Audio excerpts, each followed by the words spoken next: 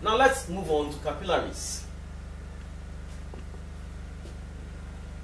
When arterioles divide further into smaller vessels, and then venules as well, they meet together to form capillaries. Now, capillaries receive blood from arterioles and then pass them on into venules.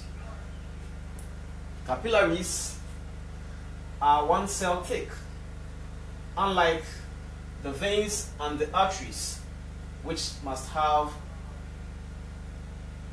thicker or relatively thicker walls. The walls of capillaries are one cell thick with minute gaps in between. So let's create more gaps. Even though they are very small, they are large enough to be able to carry blood cells. Now, blood capillaries are the point where exchange of materials takes place. So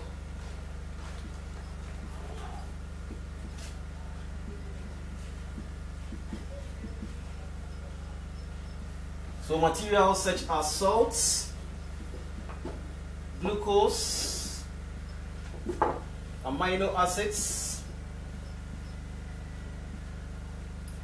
gases are exchanged with the cells in the body at the capillaries.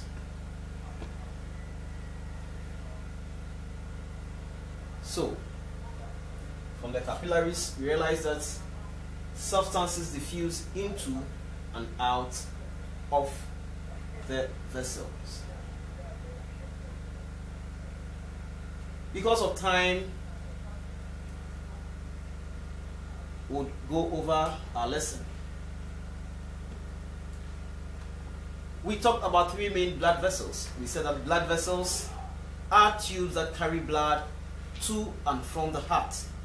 We said there are three main blood vessels. We have the arteries, the veins, and capillaries.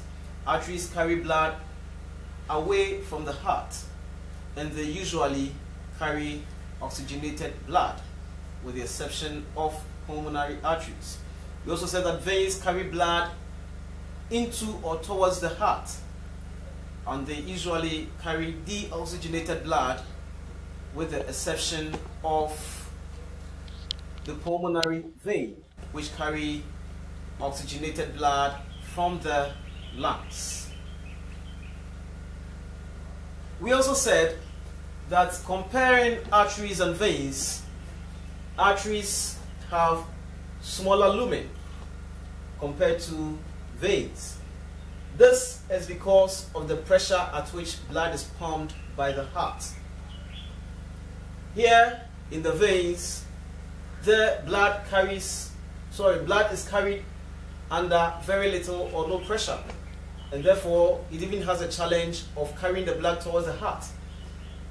Therefore, instead of having a smaller lumen, the veins have valves inside the lumen that prevent the backward flow of blood. Veins and arteries, veins divide into smaller vessels known as venules, and then arteries divide into smaller vessels known as arterioles. Venules and arterioles divide into smaller vessels which meet to form capillaries. And we said that the capillaries are the smallest kind of blood vessels. They are actually one cell thick, which ensures effective transfer or effective exchange of materials from the blood into the cells and from the cells into the blood. What are the materials we are talking about? We are talking about salts, glucose. We are also talking about gases, amino acids. These materials are actually simple, or materials that have actually been broken down from complex materials.